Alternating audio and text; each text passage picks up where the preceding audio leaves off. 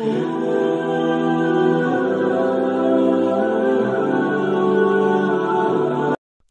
হুদ আলাইহিসসালামের জীবনকাহিনী আরব উপদ্বীপের দক্ষিণ অঞ্চলে এক সমৃদ্ধ সুপ্রতিষ্ঠিত জাতির নাম ছিল আদ। তারা হাদ্রামাউত অঞ্চলের আহকাফ নামক এলাকায় বসবাস করত, যা ছিল উঁচু উঁচু পাহাড়, উর্বর জমি ও প্রাকৃতিক সৌন্দর্যে ঘেরা। আল্লাহ তাদেরকে প্রবল শক্তি, দীর্ঘ জীবন, শারীরিক বল এবং সমৃদ্ধ জীবনযাত্রা দান করেছিলেন। তারা বিশাল দালান কোঠা, সুউচ্চ প্রাসাদ ও শক্তপোক্ত দুর্গ নির্মাণ করত, কিন্তু এত নিয়ামত সত্ত্বেও তারা আল্লাহর শুকরিয়া আদায় করত না। বরং তারা একমাত্র আল্লাহর ইবাদত না করে গায়রুল্লাহের উপাসনায় লিপ্ত হয়ে পড়ে। তারা পাথরের মূর্তি বানিয়ে তা পূজা করত, যাদের নাম ছিল সামুদ, সামিরা, হারা প্রভৃতি। এই জাতির মাঝে আল্লাহ প্রেরণ করলেন এক রাসূল, যার নাম হুদ আলাইহিসসালাম। তিনি ছিলেন তাদেরই একজন, আদ জাতিরই একজন সম্মানিত সদস্য। তিনি ছিলেন প্রজ্ঞাবান, চরিত্রবান, ধৈর্যশীল এবং সত্যবাদী। হুদ আলাইহিসসালাম তাদের কাছে এসে বললেন, হে আমার কওম, তোমরা আল্লাহর ইবাদত করো, তিনি ছাড়া তোমাদের কোনো উপাস্য নেই, তবে কি তোমরা ভয় করবে না? সূরা আরাফ ৭-৬৫। কিন্তু তার কওম উচ্চস্বরে হেসে বলল, তুমি তো আমাদের মতোই একজন মানুষ, তুমি আমাদের নেতা হতে চাও? আমাদের মূর্তিগুলোকেই আমরা উপাস্য হিসেবে বিশ্বাস করি। হুদ আলাইহিসসালাম তাদের বুঝাতে চাইলেন, আমি তোমাদের কাছে কোনো প্রতিদান চাই না, আমার প্রতিদান তো কেবল সেই আল্লাহর নিকট যিনি আমাকে সৃষ্টি করেছেন। তবে কি তোমরা বুঝবে না? কিন্তু আদ জাতি ছিল অহংকারী, দাম্ভিক ও অবাধ্য। তারা আল্লাহর নবীকে অবহেলা করতে শুরু করল এবং বলল, হে হুদ, তুমি কি আমাদের ভয় দেখাতে এসেছ? আমরা আমাদের পূর্ব রাজাদের কাছেও এসব শুনেছি, কিন্তু কখনো কোনো শাস্তি আসেনি। তোমার ভয় দেখানো আমাদের উপর কোনো প্রভাব ফেলবে না। হুদ আলাইহিসসালাম বললেন, আমি আল্লাহকে সাক্ষী রাখছি এবং তোমরা সবাইও সাক্ষী থাকো যে আমি তোমাদের এই সব মূর্তিদের অস্বীকার করছি। তোমরা ও তোমাদের উপাস্যগণ যা কিছু করতে পারো সব একত্রিত করে আমার বিরুদ্ধে করো। আমি ভয় করি না, নিশ্চয়ই আমি আল্লাহর উপর ভরসা করি, যিনি আমার ও তোমাদের সকলের প্রতিপালক। সূরা হুদ 11-11-56। তিনি তাদের স্মরণ করিয়ে দিলেন আদ জাতির পূর্বপুরুষদের ইতিহাস, তাদের ধ্বংস এবং আল্লাহর নিয়ামতের কথা। তিনি বললেন, তোমাদের কি মনে নেই কিভাবে আল্লাহ তোমাদের জাতিকে ইরাম নামক শহরে শক্তিশালী স্তম্ভ বিশিষ্ট বাসস্থান দিয়েছিলেন, যা দুনিয়ার কোনো জাতিকে দেওয়া হয়নি? সূরা ফাজর ৮-৮। কিন্তু তারা এসব কথায় কর্ণপাত করল না, বরং তারা হুদ আলাইহিসসালামকে মিথ্যাবাদী বলল। হুদ আলাইহিসসালাম বারবার তাদেরকে বুঝাতে লাগলেন, হে আমার জাতি, তোমরা আল্লাহর একত্ব স্বীকার করো, যিনি আকাশমণ্ডলী ও পৃথিবী সৃষ্টি করেছেন, যিনি তোমাদের রিজিক দেন, যিনি তোমাদের পূর্বপুরুষদের ধ্বংস করে তোমাদেরকে এই ভূখণ্ডের উত্তরাধিকারী করেছেন। তিনি তোমাদের পাহাড় কেটে ঘর বানানোর শক্তি দিয়েছেন, জমিনে প্রবল শক্তি ও প্রভাব দিয়েছেন। অথচ তোমরা সেই মহান আল্লাহকে ভুলে গিয়েছ এবং মূর্তি পূজায় মত্ত হয়ে পড়েছ। তোমরা নিজেদের ক্ষমতার গর্বে এতটা অন্ধ হয়েছ যে মনে করো তোমাদের কেউ কিছু করতে পারবে না। কিন্তু মনে রেখো, আল্লাহর যদি শাস্তি দেন তবে কোনো কিছুই তা ঠেকাতে পারবে না। কিন্তু তারা বলল, হে হুদ, তুমি তো আমাদের কাছে কোনো সুস্পষ্ট নিদর্শন নিয়ে আসনি, আমরা তোমার কথা বিশ্বাস করব না, তুমি শুধু আমাদের ভয় দেখাচ্ছ। তারা এও বলল, তুমি যদি সত্যবাদী হও তাহলে তোমার আল্লাহর শাস্তি আনো, আমরা দেখি কি হয়। হুদ আলাইহিসসালাম দুঃখ ভারাক্রান্ত কণ্ঠে বললেন, তোমরা কি সত্যি আল্লাহর শাস্তি কামনা করো? আমি তো তোমাদের উপকারের জন্যই পাঠানো হয়েছি। আমি আল্লাহর রিসালাত পৌঁছে দিচ্ছি, কিন্তু তোমরা বুঝতে চাইছো না। তোমরা যদি না ফেরো তবে জানো, অচিরেই তোমাদের উপরে আল্লাহর পক্ষ থেকে ভয়ানক শাস্তি আসবে। হুদ আলাইহিসসালাম তাদের বুঝাতে লাগলেন কিভাবে পূর্ববর্তী কওম যেমন নূহ আলাইহিসসালামের জাতি আল্লাহর অবাধ্যতার কারণে ধ্বংস হয়েছিল, কিন্তু আদ জাতি নিজেদের শক্তিশালী মনে করে বলল, আমাদের চেয়ে শক্তিশালী কে আছে? তারা ভুলে গিয়েছিল যে তাদের সৃষ্টি করেছেন সেই মহান আল্লাহ, যিনি তাদের চেয়ে অসীম শক্তিশালী। তারা বলেছিল, তুমি আমাদের মাঝে মর্যাদা পেতে চাও, তাই এসব বানিয়ে বলছো। তারা হাসাহাসি করত, বিদ্রূপ করত, বলতো, তুমি কি সত্যিই মনে করো তোমার অনুসরণ করে আমরা আমাদের পূর্বপুরুষদের পথ ছেড়ে দেব? হুদ আলাইসাল্লাম বলতেন, আমি তো শুধু তোমাদের হিতাকাঙ্ক্ষী, আমি চাই না তোমরা ধ্বংস হও, আমি তোমাদের জন্য দুঃখ পাই। আমার মনে হয় যেন আমি জ্বলন্ত আগুনের মুখ থেকে তোমাদের টেনে আনতে চাই, আর তোমরা নিজ হাতে সেই আগুনে ঝাঁপ দিচ্ছ। হুদ আলাইসাল্লাম শুধু মুখেই বলতেন না, তিনি তাদের জীবনে আখলাক, দয়া, সততা, ইখলাস এবং আল্লাহ ভীতির প্রতিফলন ঘটিয়ে মানুষকে দেখাতেন একজন মুমিন কেমন হয়। তিনি নিজের চরিত্র দ্বারা বোঝাতেন যে আল্লাহর পথই সত্য। কিন্তু আদ জাতির নেতারা বলতো, হুদ তো আমাদের পূর্বপুরুষদের ধর্ম ত্যাগ করেছে, সে নতুন এক ধর্ম এনেছে যা আমরা কখনো শুনিনি। তারা এক পর্যায়ে বলল, তুমি তো আমাদের দেবতাদের অসম্মান করছো, যদি তোমার আল্লাহ সত্য হতো তবে তিনি তোমাকে রক্ষা করতেন। হুদ আলাইসাল্লাম বললেন, তোমরা জানো না যে আল্লাহর শাস্তি কত ভয়ানক হতে পারে। যদি সে তোমাদেরকে সুযোগ দিয়ে থাকে সেটা তার দয়া, কিন্তু সীমা লঙ্ঘন করলে তার প্রতিশোধও কঠোর হয়। আমি স্বতঃস্ফূর্তভাবে নির্ভয়ে তোমাদের সামনে বলছি, আমার উপর যা কিছু দায়িত্ব ছিল তা আমি আদায় করেছি। আমি আল্লাহর বার্তা পৌঁছে দিয়েছি। এখন তোমাদের ইচ্ছা, তোমরা মানো কিংবা অস্বীকার করো। কিন্তু আদ জাতি এই সতর্কবাণীকে একদম পাত্তা দিল না। তারা হুদ আলাইসাল্লামের অনুসারীদেরও বিদ্রুপ করত এবং সমাজ থেকে বয়কট করত। তারা বলতো, হুদের অনুসারীরা তো গরিব দুঃখী, তাদের কোনো মান সম্মান নেই। তারা বুঝতে চাইতো না যে আল্লাহর কাছে মর্যাদার মাপকাঠি সম্পদ বা শক্তি নয়, বরং তাকওয়া ও ঈমান। অবশেষে আদ জাতির জন্য আসতে শুরু করল আল্লাহর কঠিন পরীক্ষা। শুরুতে এক দীর্ঘ খরা নেমে এলো। জমিনে বৃষ্টি হতো না, ফসল হতো না, পশু পাখি মরে যেতে লাগলো। আকাশে মেঘ দেখা যেত না, বাতাসে সজীবতা থাকতো না। তখন কিছু লোক হুদ আলাইসাল্লামের কাছে এসে বলল, তুমি কি তোমার রবকে ডাকতে পারো না যেন আমাদের বৃষ্টি দেয়? হুদ আলাইসাল্লাম বললেন, তোমরা যদি ঈমান আনো, তওবা করো, মূর্তি পূজা ত্যাগ করো, তাহলে আল্লাহ তোমাদের উপরে বৃষ্টি বর্ষণ করবেন এবং পূর্বের মতো আবার বরকত ফিরিয়ে দেবেন। কিন্তু আদ জাতি বলল, এই খরা তো কাকতালীয়, এমন তো হয়, আমরা তো আগেও খরা দেখেছি, এর সাথে কোনো আযাবের সম্পর্ক নেই। তারা অন্ধত্বে ডুবে থেকে সমস্ত আলামত অস্বীকার করে গেল। আর হুদ আলাইসাল্লাম কাঁদতেন, ফরিয়াদ করতেন, বলতেন, হে আমার জাতি, আমি তো আল্লাহর পক্ষ থেকে পরিষ্কার বার্তা নিয়ে এসেছি, অথচ তোমরা আমার কথা মানছ না। তোমরা যদি না ফেরো তবে আমি আশঙ্কা করি যে তোমাদের উপরে এক মহা বিপদ আসবে। কিন্তু তাদের অন্তর এতটা কালো হয়ে গিয়েছিল যে তারা কোনো নসিহতেই গ্রহণ করত না।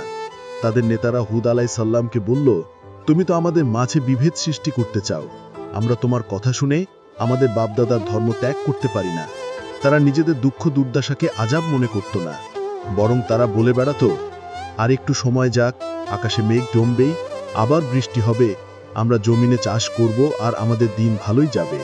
কিন্তু তারা জানত না যে তাদের সেই কাঙ্ক্ষিত মেঘ আসলে এক বিধ্বংসী আযাব। একদিন আদ জাতি আকাশে এক বিশাল কৃষ্ণবর্ণ মেঘমালা দেখতে পেল। তারা আনন্দে চিৎকার করে উঠল, আহা, এটি তো সেই মেঘ যা আমাদের বৃষ্টি দেবে। এবার খরা শেষ হবে, জমিনে সবুজ আসবে, আর আমরা আবার আগের মতো ধনী হয়ে উঠব। কিন্তু তারা জানত না এটি কোনো বরকতময় মেঘ নয়, বরং এটি ছিল শাস্তির মেঘ, আযাবের মেঘ, যা ছিল তাদের ধ্বংসের সূচনা। আল্লাহ কোরআনে বলেন, তারা যখন মেঘমালাকে দেখতে পেল যা তাদের উপত্যকার দিকে আসছিল, তখন বলল, এ তো আমাদের জন্য বৃষ্টিবাহী মেঘ, বরং এটি হচ্ছে সেই বস্তু যা তোমরা ত্বরান্বিত করতে চেয়েছিলে। এটি একটি ঝড়ো হাওয়া যার মধ্যে রয়েছে মর্মন্তুদ আযাব। সূরা আহকাফ 46-24। এই বাতাস ছিল এমনই ভয়ঙ্কর যে তা পাহাড়ের মতো দালান কোঠা, শক্তপোক্ত ঘরবাড়ি ও সুদৃঢ়ভাবে স্থাপিত প্রাসাদগুলোকে ধ্বংস করে দিল। আল্লাহ আরও বলেন, আমি তাদের উপর পাঠিয়েছিলাম প্রচণ্ড বায়ু, নির্বিচারে যা ধ্বংস করত সবকিছু, যেমন পচা গাছগুলোকে উপড়ে ফেলা হয়। সূরা হাক্কা 6-7। এই বাতাস ছিল টানা 7 রাত ও 8 দিন ধরে, নির্বিচারে, অবিরাম, চরম শীতলতা ও ধ্বংসাত্মক শক্তি নিয়ে প্রবাহিত, যা কোনো কিছুই অবশিষ্ট রাখেনি। হুদ আলাইহিসসালাম এবং তার সঙ্গে যারা ঈমান এনেছিলেন, আল্লাহ তাদেরকে এই শাস্তি থেকে নিরাপদ রেখেছিলেন। তারা আল্লাহর হুকুমে নির্দিষ্ট একটি স্থানে আশ্রয় নিয়েছিলেন। হযরত হুদ আলাইহিসসালাম তার অনুসারীদের নিয়ে আশ্রয় ছিলেন, আর বাইরে চলছিল এক ভয়ঙ্কর ধ্বংসযজ্ঞ। বাতাস মানুষদেরকে আকাশে উঠিয়ে মাটিতে ছুঁড়ে ফেলত, দেহগুলো ছিন্ন ভিন্ন হয়ে যেত, তাদের বিশাল দালান এক মুহূর্তে ধুলোয় মিশে যেত। ঘোড়া, উট, পশু পাখি সবকিছুই বাতাসে উড়ে গিয়ে প্রাণ হারাত। বয়সী হোক কিংবা শিশু, কেউ রেহাই পায়নি।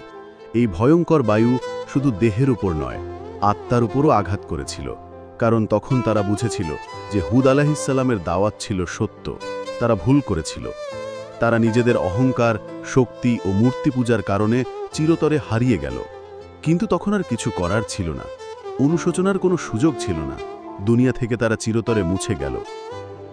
কোরআনে বলা হয়েছে, তোমরা কি তাদের চিহ্ন দেখতে পাও? তারা কোথায় গেল? সূরা হাক্কা ৮। ইতিহাস সাক্ষ্য দেয়, আজ পর্যন্ত আদ জাতির কোনো নিদর্শন টিকে নেই। তারা পৃথিবীর বুকে এমনভাবে ধ্বংস হয়েছে যে একসময় যারা বলতো আমাদের চেয়ে শক্তিশালী কে আছে, তারা এখন শুধুমাত্র কোরআনের পাতা একটি শিক্ষা, একটি সতর্ক বার্তা। হুদ আলাইহিসসালাম তার অনুসারীদের নিয়ে অন্য একটি স্থানে স্থানান্তর করেন। কেউ কেউ বলেন তিনি ইয়ামান অঞ্চলে চলে যান, সেখানে তার জীবন শেষ হয়। কেউ বলেন তিনি হাদ্রামাউতের কাছেই থাকেন এবং সেখানেই তাকে দাফন করা হয়। যদিও তার কবরের নির্দিষ্ট স্থান সম্পর্কে নিশ্চিত জানা যায় না, তবে কিছু মত অনুযায়ী তার কবর হাদ্রামাউতের নাজরান অঞ্চলে অবস্থিত। তবে প্রকৃত স্থান আল্লাহই ভালো জানেন। তার জাতি ধ্বংস হবার পর হুদ আলাইহিসসালাম জীবনের বাকি সময় আল্লাহর ইবাদতে কাটান এবং তার অনুসারীদের সৎপথে পরিচালিত করেন। তিনি ছিলেন একজন আদর্শ নবী, যিনি নিজের কওমের অবাধ্যতা সত্ত্বেও দাওয়াতে অবিচল ছিলেন। তিনি দুনিয়াবী লোভ, ক্ষমতার প্রলোভন বা মানুষের ব্যঙ্গ বিদ্রুপে ভয় পাননি। তিনি একমাত্র আল্লাহর সন্তুষ্টির জন্য নিরলসভাবে কাজ করে গেছেন। তার জীবনী থেকে আমাদের জন্য শিক্ষা হচ্ছে সত্যের পথে অবিচল থাকা, ঈমান ধরে রাখা, দুনিয়ার প্রলোভনে ভীত না হওয়া এবং অন্যায় ও শিরকের বিরুদ্ধে সাহসিকতার সাথে কথা বলা। কোরআনের বিভিন্ন সূরায় তার কাহিনী বারবার উল্লেখ করা হয়েছে, যেন মানুষ শিক্ষা নেয়, যেন তারা বুঝতে পারে আল্লাহর পথ ছেড়ে দিলে কি ভয়াবহ পরিণতি হতে পারে। হুদ আলাইহিসসালামের দাওয়াত, ধৈর্য, সাহসিকতা এবং তার কওমের ধ্বংস আমাদের জন্য এক চিরন্তন শিক্ষা যে শক্তি, ধনসম্পদ, প্রভাব সবই অর্থহীন যদি তাতে আল্লাহর সন্তুষ্টি না থাকে। হুদ আলাইহিসসালাম ছিলেন এমন একজন নবী যিনি সত্যকে স্পষ্ট বলতেন, ঈমানের মর্ম বোঝাতেন এবং মানুষকে বারবার সতর্ক করতেন, যদিও তার জাতি সেটা শুনতে চাইত না। কোরআনের এই মহান নবীর কাহিনী শুধু ইতিহাস নয়, এটি আমাদের বর্তমানের জন্য এক সতর্কবাণী। আজকে সমাজেও যখন অহংকার, দুনিয়ার মোহ, পাপাচার এবং আল্লাহ ভীতির হ্রাস পায়, তখন হুদ আলাইহিসসালামের কাহিনী যেন এক নতুন করে জাগিয়ে তোলে। তার জীবন আমাদের শেখায় সত্য পথে অবিচল থাকলেই পরিত্রাণ সম্ভব, আর অহংকারের পরিণতি শুধু ধ্বংস। আদ জাতির ধ্বংস কেবল একটি জাতির পরিণতি নয়, বরং সমগ্র মানব জাতির জন্য এক জ্বলন্ত দৃষ্টান্ত। এই ধ্বংসের মধ্য দিয়ে আল্লাহ তাআলা পৃথিবীর প্রতিটি জাতি, প্রতিটি যুগ, প্রতিটি নেতৃত্বকে সতর্ক করে দিয়েছেন যে যারা তার প্রতি অবাধ্যতা করে, অহংকারে মত্ত হয়ে সীমা লঙ্ঘন করে, তাদের পরিণতি অনিবার্য ধ্বংস। হুদ আলাইহিসসালামের জাতি এতটাই উন্নত ছিল যে তারা নিজেরাই নিজেদের শক্তি ও বুদ্ধির পূজারী হয়ে উঠেছিল। তারা মনে করত তাদের বুদ্ধিমত্তা ও কৌশলের মাধ্যমে তারা পৃথিবীতে যা খুশি তাই করতে পারে। তারা আকাশ ছোঁয়া প্রাসাদ তৈরি করত, পাহাড় কেটে দালান বানাত, সুউচ্চ মিনার নির্মাণ করত কেবল গৌরব প্রদর্শনের জন্য। আল্লাহ তাদের সম্পর্কে বলেন, তোমরা কি প্রত্যেক উঁচু স্থানে খেলাচ্ছলে একটি নিদর্শন নির্মাণ করো এবং তোমরা কি শক্তি প্রয়োগ করে গর্বভরে দুর্গ নির্মাণ করো? সূরা আশ-শুআরা 228 বা 29। তারা নিজেদের শক্তির অপব্যবহার করে দুর্বলের উপর জুলুম চালাত, গরিবদের অবহেলা করত এবং আল্লাহের একজন বান্দা হয়েও নিজেদের প্রভু মনে করত। তারা বারবার আল্লাহর রাসূলকে মিথ্যাবাদী বলেছে, তার অনুসারীদেরকে হেয় করেছে এবং সর্বোপরি নিজেদের পূজার বস্তুদেরকে সত্য বলে জাহির করেছে। অথচ সেই মূর্তিগুলো ছিল পাথর ও কাঠের তৈরি, যেগুলো নিজেরাও চলতে পারত না, কথা বলতে পারত না, উপকার তো দূরের কথা, নিজেদের ক্ষতি থেকেও রক্ষা করতে পারত না। হুদ আলাইহিসসালাম এই অসারতার বিরুদ্ধে কথা বলেছিলেন। তিনি স্পষ্ট করে বলেছিলেন, তোমরা যাদের উপাসনা করো তারা তো কিছুই করতে পারে না, তারা তোমাদের কোনো উপকার করতে পারে না, কোনো ক্ষতি করতে পারে না, তারা তো এমনকি নিজেদের সাহায্য করতে অক্ষম। কিন্তু তার জাতি এতটাই যুক্তিহীন ও হঠকারী হয়ে পড়েছিল যে তারা বলল, তুমি কি সত্যিই মনে করো আমরা আমাদের বাপদাদার ধর্ম ত্যাগ করে তোমার অনুসরণ করব? এটি সেই চিরন্তন যুক্তিহীন যুক্তি যা সব যুগে সত্যকে অস্বীকারীরা দিয়ে থাকে। আমরা তো পূর্বপুরুষদের পথেই আছি। অথচ হাকিকত হল, পূর্বপুরুষদের পথ যদি ভুল হয় তবে তা অনুসরণ করার অর্থ হচ্ছে নিজের ধ্বংস ডেকে আনা। হুদ আলাইহিস সালাম কেবল মুখে দাওয়াত দেননি, তিনি নিজের জীবনে তা বাস্তব করে দেখিয়েছেন। তিনি দুনিয়ার প্রলোভনে লিপ্ত হননি, কোনো পার্থিব স্বার্থে কথা বলেননি, বরং আল্লাহর আদেশ পালন করেছেন নিষ্ঠার সাথে। তিনি বারবার বলেছেন, আমি তোমাদের থেকে কোনো প্রতিদান চাই না, আমার প্রতিদান তো কেবল আল্লাহর কাছেই। এটি আল্লাহর সব নাবিদের বৈশিষ্ট্য, তারা দাওয়াতের বিনিময়ে কিছু চায় না। আজ আমাদের সমাজেও এমন বহু দাওয়াতি ব্যক্তি, নেতৃস্থানীয় মানুষ ও ইসলাম প্রচারকদের দেখা যায় যারা আল্লাহর পথ দেখানোর বিনিময়ে পার্থিব কিছু দাবি করে। কিন্তু হুদ আলাইহিস সালাম তার জীবনে এমন কিছু করেননি। তার কাছে জাতির আখলাক ও ঈমানের সংশোধনই ছিল মুখ্য। হুদ আলাইহিস সালামের দাওয়াতি জীবনের সবচেয়ে বড় বৈশিষ্ট্য ছিল ধৈর্য। তিনি বছর বছর জাতিকে ডাকলেন, তারা তাকে প্রত্যাখ্যান করল। তিনি আবার ডাকলেন, আবার উপহাস পেলেন, তবুও থামলেন না। তিনি কখনো হতাশ হননি, কখনো পিছিয়ে যাননি। তিনি জানতেন হিদায়াত কেবল আল্লাহর হাতেই, তার কাজ শুধু পৌঁছে দেওয়া। এই শিক্ষা আমাদের সবার জন্যই প্রযোজ্য। আমাদের অনেক সময় মনে হয়, আমি কাউকে ভালো কথা বলছি, সে শুনছে না, তাহলে আর বলি না। কিন্তু আল্লাহর নবীদের ইতিহাস আমাদের শেখায় কিভাবে শত অবজ্ঞা, নির্যাতন, অবাধ্যতা সত্ত্বেও দিন প্রচারে অবিচল ছিলেন। হুদ আলাইহিস সালামের কওমের এক একটি কথাবার্তা, আচরণ আজকের সমাজের অনেকের সঙ্গে মিলে যায়। আজও অনেক মানুষ আছে যারা ভাবে ধন সম্পদ, প্রযুক্তি, শক্তি এসবই সবকিছু। তারা ভাবে আধুনিকতা মানেই সভ্যতা, বিলাসিতা মানেই উন্নতি। তারা ধর্মকে একটি পশ্চাৎপদ বিষয় বলে মনে করে। তারা নবীদের কথা শুনে হাসে, কোরআনের আইন নিয়ে ব্যঙ্গ করে, নামাজি লোকদেরকে ঠাট্টা করে, হিজাব পরা নারীদেরকে পশ্চাৎপদ বলে মনে করে। অথচ কোরআন বলছে, তারা কি পৃথিবীতে ভ্রমণ করেনি যাতে তারা তাদের পূর্বপুরুষদের পরিণতি দেখে? সূরা ইউসুফ 12 বা 109। আজ জাতির মতো আরও কত জাতি এসেছে যারা উন্নত ছিল, শক্তিশালী ছিল, কিন্তু ঈমান ছিল না, সেই জন্য ধ্বংস হয়ে গেছে। তারা এখন কোথায়? ইতিহাসের পাতায় কেবল ধুলো হয়ে গেছে। হুদ আলাইহিস সালাম তার জাতির পতন দেখে দুঃখ পেয়েছিলেন, কিন্তু এটিই ছিল আল্লাহর হিকমত। কারণ কোনো জাতি যদি সংশোধন না হয় তাহলে তাদের ধ্বংসই আল্লাহর পক্ষ থেকে ন্যায় বিচার।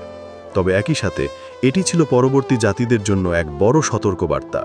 আল্লাহ নিজেই বলেন, আমি এগুলো উদাহরণ করেছি যাতে ভবিষ্যৎ জাতিগণ শিক্ষা নেয়। তাই আজ আমরা যখন হুদ আলাইহিস সালামের কাহিনী পড়ি, তখন এটি যেন শুধু গল্প না হয়, বরং আমাদের জীবনের জন্য একটি আয়না হয়ে দাঁড়ায়, যেখানে আমরা নিজেদের অবস্থান, ঈমান, আমল ও দৃষ্টিভঙ্গি যাচাই করি। তার জাতির ধ্বংস আমাদের মনে করিয়ে দেয়, কোনো জাতি কেবল প্রযুক্তি বা জিডিপি দিয়ে বড় হয় না, তা হতে হলে চাই ঈমান, তাকওয়া, ইনসাফ এবং আল্লাহ ভীতি। হুদ আলাইহিস সালাম আমাদের শিখিয়েছেন কিভাবে একজন সাচ্চা দায়ী নিজের জাতির বিপক্ষে দাঁড়িয়েও সত্যকে সমুন্নত রাখে। হুদ আলাইহিস সালামের কাহিনী থেকে আরও একটি গুরুত্বপূর্ণ শিক্ষা হল অবাধ্য জাতির জন্য আল্লাহর শাস্তি কত দ্রুত আসতে পারে এবং তার আগে দাওয়াত ও নসিহত কতটা জরুরি। আজ জাতি দীর্ঘ সময় ধরে নবীর বার্তা প্রত্যাখ্যান করলেও আল্লাহ তাদের ধ্বংসের সময় নির্ধারণ করেছিল। এক পর্যায়ে যখন তারা আরও অবাধ্য হয়েছিল, তখন আল্লাহ তাদের ওপর সে শাস্তি নেমে আসে যা এতটাই ভয়াবহ ছিল যে তাদের ইতিহাস আজ অবধি লিপিবদ্ধ হয়নি। কোরআনে এসেছে, আমি তাদের ধ্বংস করেছি এবং পৃথিবীতে তাদের কোনো নিদর্শন রাখিনি। সূরা হাক্কা 8। এই নিদর্শনহীনতা নিজেই তাদের ধ্বংসের এক প্রমাণ। হুদ আলাইহিস সালাম ছিলেন একমাত্র আল্লাহ রসুল যিনি তার জাতির জন্য দীর্ঘদিন দুঃখ করেছেন, তাদের জন্য দোয়া করেছেন, ফিরে আসার আহ্বান জানিয়েছেন। তিনি কখনো তাদের বিরুদ্ধে বিদ্বেষ করেননি, বরং তাদের কল্যাণের জন্য হৃদয়ে করুণার সাগর নিয়ে কাজ করেছেন। তার চারিত্র্যের অন্যতম বৈশিষ্ট্য ছিল ধৈর্য, করুণাময় হৃদয় ও অবিচল নিষ্ঠা। ইতিহাস বলছে, তিনি তার জাতিকে বলতেন, তোমরা যদি ফিরে আসো, তোমাদের জীবন সুন্দর হবে, তোমরা আবার আল্লাহ রহমতে উন্নতি করবে। তবে তাদের প্রত্যাখ্যান ও অবাধ্যতার কারণে শাস্তি অবধারিত হয়ে ওঠে। এই দৃষ্টান্ত আমাদের শেখায় যে যতই দোষী হোক কেউ, আল্লাহর রসুল ও দাওয়াতীদের প্রতি সহানুভূতি ও ধৈর্য রাখার গুরুত্ব অপরিসীম। আজকের দিনে অনেকেই যখন আল্লাহর পথে আসতে চায় না, যখন তারা নবীদের কথা অগ্রাহ্য করে, তখন আমাদের উচিত তাদের প্রতি ধৈর্য এবং ভালোবাসা দেখানো, যেন তারা ফিরে আসার পথ খুঁজে পায়। আবার হুদ আলাইহিস সালামের জীবনী আমাদের স্মরণ করিয়ে দেয়, আল্লাহর প্রতি বিশ্বাস ও ভরসা রাখতে হবে। নবী যখন দেখলেন তার জাতি অবাধ্য, তখন তিনি হার মানেননি, বরং বললেন, আমি আল্লাহর উপর ভরসা করি, তোমরা আমাকে কোনো ক্ষতি করতে পারবে না। সূরা হুদ 11:56। এই বিশ্বাসই তাকে শক্তি দিয়েছিল শত বাধা বিপত্তি মোকাবেলা করার। এটি আজকের প্রতিটি মুমিনের জন্য এক শক্তির উৎস। আমাদের জীবনে যখন সমস্যার সম্মুখীন হই, যখন অন্যরা আমাদের বিরোধিতা করে, তখন আমাদের উচিত হুদ আলাইহিসসালামের মতো আল্লাহর প্রতি ভরসা রাখা। তার জীবন থেকে জানা যায় দাওয়াত দান ও হেদায়েতের পথ সহজ নয়, তবুও আল্লাহর রসুলরা কখনো থেমে থাকেননি। তারা নিজেদের জীবন বাজি রেখে দুনিয়ার অন্ধকার দূর করার চেষ্টা করেছেন।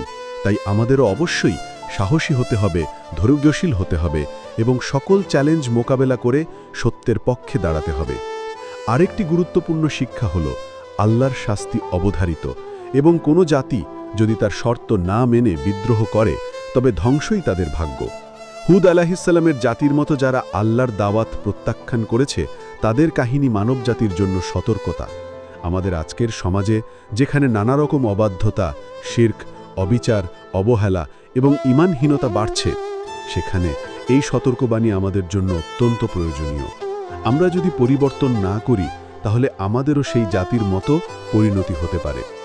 হুদ আলাইহিসসালামের কাহিনী আমাদের শেখায় আল্লাহর উপর ভরসা ও বিশ্বাস ছাড়া কোনো শক্তি স্থায়ী নয়। প্রকৃত শক্তি আসে আল্লাহর কাছ থেকে, আর তিনি যদি সাহায্য না করেন তাহলে শক্তি কিছুই নয়। এই কারণে তিনি বলেছিলেন, আমি তোমাদের জন্য আল্লাহর নিকট তোমাদের দাওয়াত পৌঁছে দিয়েছি। সূরা হুদ 11:51। আমরা যদি তার পথে চলি, তার নির্দেশ অনুসরণ করি, তাহলে আল্লাহ আমাদেরও সাহায্য করবেন এবং সফলতা দান করবেন। এই কাহিনী আমাদের স্মরণ করিয়ে দেয় যে আল্লাহর রহমত ও শাস্তি দুই আছে। তিনি পরহেজগারদের জন্য অশেষ বরকত দেন, কিন্তু যারা তার প্রতি অবাধ্যতা করে তাদের জন্য কঠোর শাস্তি নির্ধারিত। তাই আমাদের উচিত সত্য পথে চলা, আল্লাহর ইবাদত ও তার রসুলদের আদেশ মানা। আল্লাহর রসুল হুদ আলাইহিসসালামের জীবনী আমাদের শিক্ষা দেয় শুধু দাওয়াত করা নয়, দাওয়াত দেওয়ার সময় ধৈর্য, নৈতিকতা, করুণাময় মনোভাব এবং আল্লাহর প্রতি পূর্ণ ভরসা থাকা কত গুরুত্বপূর্ণ। তিনি একজন আদর্শ নবী ছিলেন, যিনি কঠিন সময়েও কখনো থেমে যাননি। তার জীবন আমাদের পথপ্রদর্শক। শেষমেশ আল্লাহর শাস্তি থেকে রেহাই পাওয়া সম্ভব শুধু সৎ পথে ফিরে আসার মাধ্যমে। আমাদের প্রত্যেকের উচিত এই মহান নবীর দাওয়াত মন দিয়ে শোনা এবং তার কওমের মতো ভুল পথে না যাওয়া। আল্লাহ আমাদের সবাইকে হেদায়েত দান করুন এবং নবী হুদ আলাইহিসসালামের মতো সত্যবাদিতা ও ধৈর্যের মাধ্যমে জীবন পরিচালনা করার তৌফিক দান করুন। আমিন। হজরত হুদ আলাইহিসসালামের জীবনী কেবল একটি ইতিহাস নয়, বরং চিরন্তন শিক্ষা ও সতর্কবাণী, যা সকল যুগের মানুষকে সঠিক পথে চলার দিশা দেয়। আজ জাতির অবাধ্যতা ও শিরকের কারণে যে ভয়ঙ্কর শাস্তি নেমে এসেছিল, তা আমাদের স্মরণ করিয়ে দেয় আল্লাহর ক্ষমতা ও ন্যায়পরায়ণতা সম্পর্কে। সেই শাস্তি যেমন ছিল দৃষ্টান্তমূলক, তেমনি ছিল মহামূল্যবান শিক্ষা। হুদ আলাইহিসসালাম ছিলেন একজন মহান নবী, যিনি তার জাতিকে দীর্ঘদিন ধরে আল্লাহর একত্ববাদ ও নেক আমল প্রণয়নের প্রতি আহ্বান জানান। তিনি কখনো তাদের বিরুদ্ধে বিরক্ত হননি, বরং অসংখ্যবার ধৈর্য ধরে দাওয়াত জারি রেখেছেন। তার জীবনের অন্যতম গুরুত্বপূর্ণ দিক ছিল তার সম্পূর্ণ ভরসা আল্লাহর প্রতি এবং অন্যায় অবিচারের বিরুদ্ধে অটল মনোবল। কোরআনে আল্লাহ বলেন, হে রসুল, বলো, আমি তোমাদের কাছে একটি স্পষ্ট নিদর্শন পৌঁছে দিয়েছি, এটি আল্লাহর পক্ষ থেকে এবং তিনি একমাত্র সত্য। সূরা আল আনফাল 8:81। হুদ আলাইহিসসালামের দাওয়াত ছিল একান্ত আল্লাহর ইবাদতের প্রতি, আর তার মূল লক্ষ্য ছিল তাদেরকে শিরক ও মূর্তি পূজা থেকে ফিরিয়ে আসানো। তিনি বলতেন, তোমরা কি ভয় করবে না যারা তোমাদের সৃষ্টি করেছেন? তোমাদের জন্য একই ইলাহ ছাড়া আর কোনো উপাস্য নেই। তোমরা কেন অন্যায় করো? সূরা হুদ 11:58। আদ জাতির অহংকার তাদের সর্বনাশের কারণ হয়। তারা ভেবেছিল তাদের দেহের মজবুতি, তাদের প্রচণ্ড শক্তি ও উঁচু প্রসাদই তাদের রক্ষা করবে, কিন্তু প্রকৃতপক্ষে আল্লাহর শাস্তি এমন ভয়াবহ ছিল যা তাদের শক্তিকে এক নিমেষে ধ্বংস করে ফেলল। কোরআনে বলা হয়েছে, আমি আদ জাতিকে ধ্বংস করেছি, তাদের জন্য আর কোনো নিদর্শন রাখিনি। সূরা হাক্কা 8। এই নিদর্শন শূন্যতা তাদের ধ্বংসের একটি নিদর্শন হিসেবে আমাদের কাছ থেকে গেছে। আজও আমরা যখন হুদ আলাইহিসসালামের জীবনী পড়ি তখন এর মধ্যে আমরা একগুচ্ছ শিক্ষা পাই। প্রথমত, আল্লাহর রাস্তায় ধৈর্য রাখা অত্যন্ত জরুরি। দ্বিতীয়ত, দাওয়াত কখনো সহজ পথ নয়, কিন্তু সৎ পথে অবিচল থাকা জরুরি। তৃতীয়ত, আল্লাহর উপর পূর্ণ বিশ্বাস ও ভরসা রাখতে হবে, কারণ শেষ পর্যন্ত ক্ষমতা এবং নিয়ন্ত্রণ আল্লাহর হাতে। চতুর্থত, কোনো জাতি বা সমাজ যদি ঈমান ও তাকওয়া ছেড়ে দেয় তাহলে তাদের ধ্বংস অনিবার্য। আজকের সমাজেও আমরা অনেক সময় দেখি অহংকার, ক্ষমতার অপব্যবহার, শিরক ও অবিচারের বিস্তার। এই পরিস্থিতিতে হুদ আলাইহিসসালামের জীবন আমাদের জন্য এক শক্তিশালী উদাহরণ যে আমরা কিভাবে আল্লাহর পথে অটল থাকতে পারি। তিনি শুধু কেবল নবীই ছিলেন না, তিনি ছিলেন এক আদর্শদায়ী, এক নমুনা মুসলিম, যিনি ধৈর্য, করুণা, নিষ্ঠা ও সত্যনিষ্ঠার মাধ্যমে জীবনের সমস্ত বাধা জয় করেছিলেন। তার দাওয়াত ছিল মানবতার মুক্তির আহ্বান, যা আজও আমাদের হৃদয়ে প্রেরণা জাগায়। আমরা যদি তার জীবন থেকে শিক্ষা গ্রহণ করি তাহলে আমাদের উচিত কেবল আল্লাহর ইবাদত করা, তার রসুলের নির্দেশ মেনে চলা, শিরক ত্যাগ করা এবং সকল ধরনের অন্যায় থেকে বিরত থাকা। আল্লাহর প্রতি গভীর ভক্তি ও ভরসা রাখার মধ্য দিয়েই আমরা সুখ, শান্তি ও কল্যাণ অর্জন করতে পারি।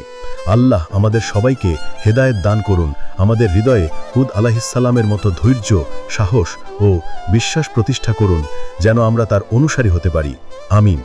আল্লাহ আমাদের সকলকে তার রসুলের সঠিক পথে চলার তৌফিক দিন এবং আমাদের জীবনের প্রতিটি ক্ষেত্রে সফলতা দান করুন। নিশ্চয়ই তিনি সবকিছু শুনেন ও দেখেন এবং তার পক্ষ থেকে সেরা প্রতিদান প্রত্যেক সৎ বান্দার জন্য প্রস্তুত আছে। এই ছিল হযরত হুদ আলাইহিসসালামের জীবনের কিছু অংশ। এমন আরও নবী রসুলদের হৃদয় ছোঁয়া কাহিনী জানতে চাইলে রাজন ইসলামিক মিডিয়া চ্যানেলটি সাবস্ক্রাইব করে পাশে থাকুন।